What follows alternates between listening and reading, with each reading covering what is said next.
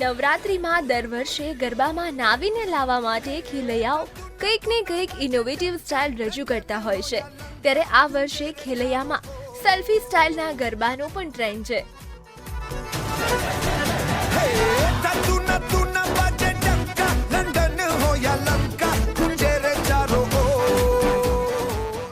આજકાલ લોકોને સેલ્ફીનો ક્રેઝ વધ્યો છે, ત્યારે સેલ્ફી સાથે ગરબાના સ્ટેપનું આ ફ્યુઝન ખરેખર અનેરું છે અને ખેલૈયામાં આકર્ષણ જમાવનારું છે.